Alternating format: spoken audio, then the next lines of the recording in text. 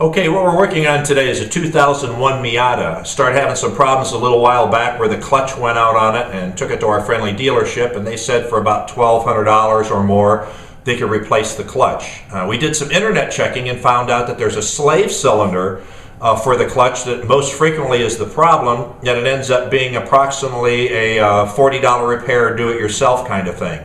So we found the information on the internet, and if you do a search on that, you can find it as well, and we're using those guidelines today. They say it should be about a 45-minute job from start to finish. So the first thing we're going to do is drain the master cylinder for the slave cylinder, which is right here, with a syringe, and then we'll go around to the side and kind of show you how the job is done. So we're going to do that with this syringe right here, and we'll show you that in just a moment.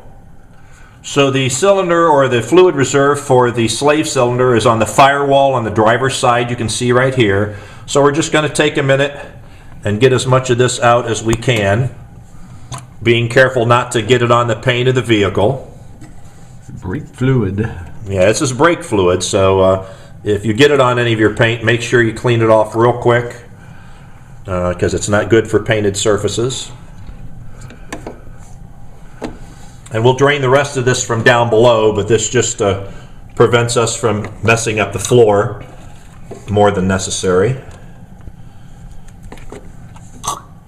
Okay, and you can hear by the little slurpee that the cylinder up here, this is all I'm going to get with the syringe. And there we go.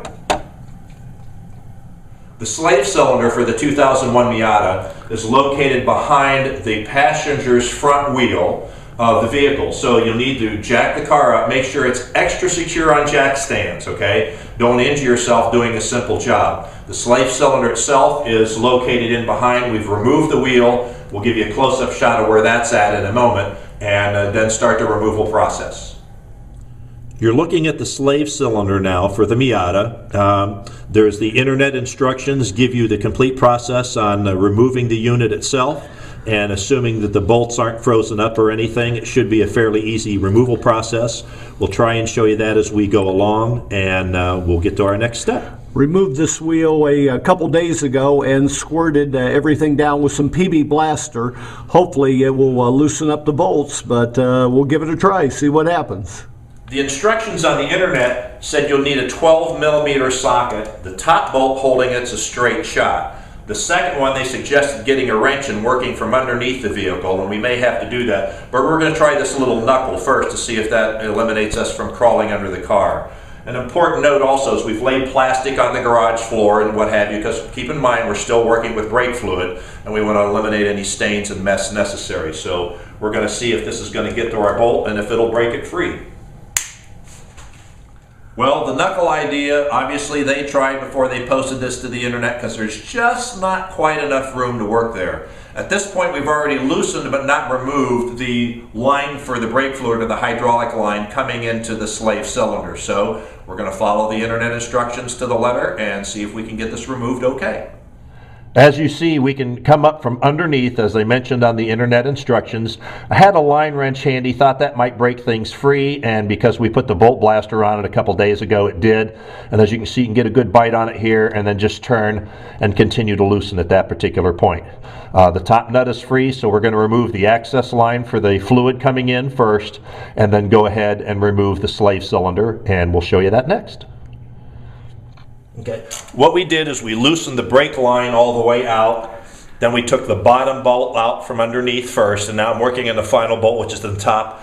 My only suggestion would be you might want to loosen the brake line to make sure that it's going to come loose, but I would take the bottom bolt out first before you totally get rid of the or unloosen the brake line. That way you're not dripping the brake fluid down your hands while you're working on the bottom bolt. Top bolt, this one's pretty easy, everything's loose. We're just working our way out. And actually, I can probably get it with my hands now, if we can. And the slave cylinder is loose, and will be coming out in just a second. Here's our bolt.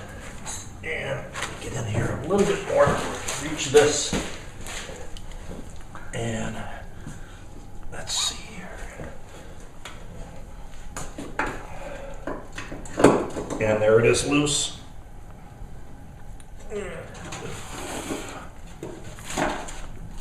And this is what you're replacing that hopefully creates all your clutch problems and is a much cheaper fix than replacing your clutch.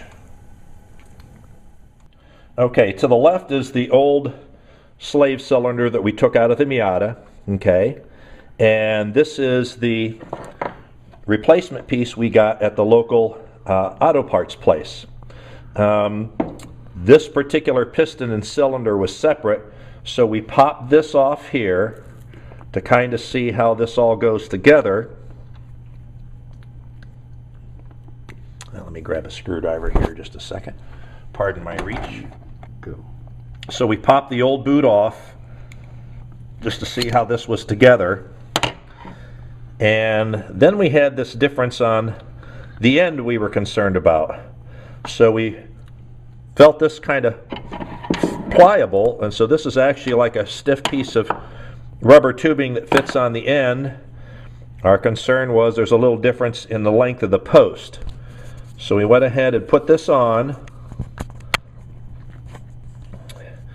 and we think that's going to do the job for us. We're going to give it a try. They mentioned on the internet instructions to put a little bit of grease on this end of the piston here. It fits into a little plate, and this is what activates part of the clutch mechanism. And they said this just keeps it from squeaking and making noise as the little plate it fits into moves back and forth. So going to give this a try, and hopefully this will work.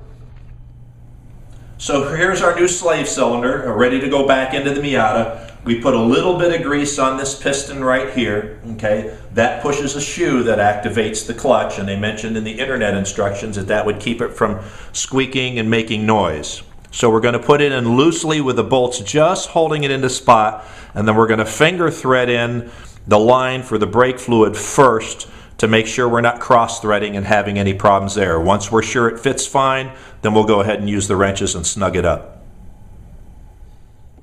So here's our new slave cylinder installed. Actual installation time took about, maybe about 40 minutes to take the old one out and put the new one in. That doesn't include jacking the car up or pulling the wheel.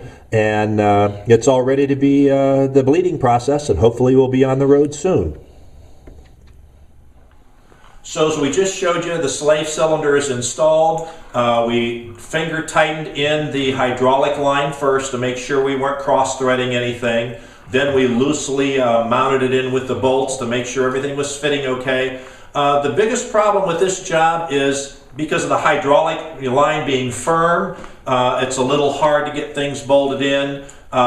Maybe awkward is a better word to use, and getting to some of the access points was a little awkward. It doesn't take a rocket science or a mechanic to do this job. It's all pretty straightforward. It'll really help you out a lot if you have a friend who can just kind of help you out with a couple things while you're under steadying up a bolt. He can help you with the alignment, so on and so forth. But it's 2 bolts and a hydraulic line, and that's pretty much the job. And so we're to that point and ready to bleed the system.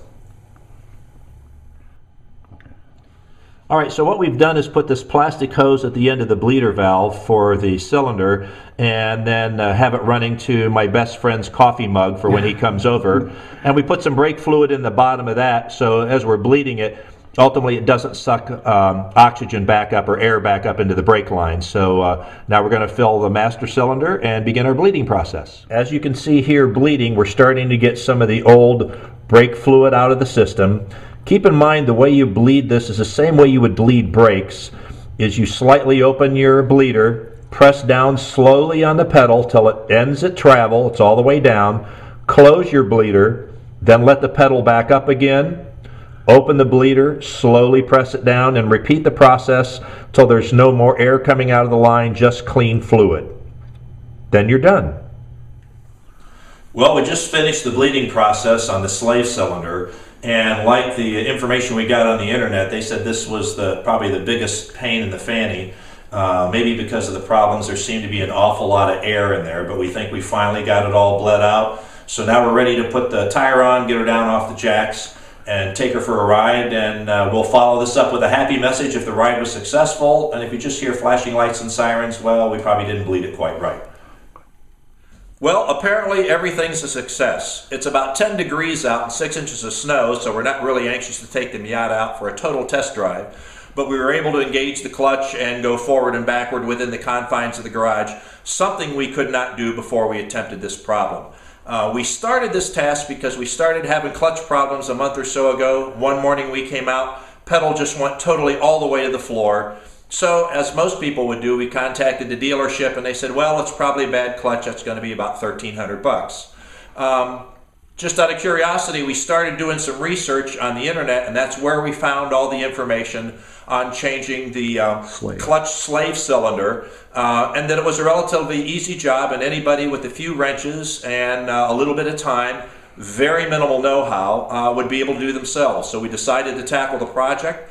Like I said, our two biggest points were that access is a little weird getting to some of the connections, and the bleeding process, maybe because we had lost so much fluid initially and put a new slave cylinder in, took longer than it would typically take to bleed a normal set of brakes if you changed pads on your car.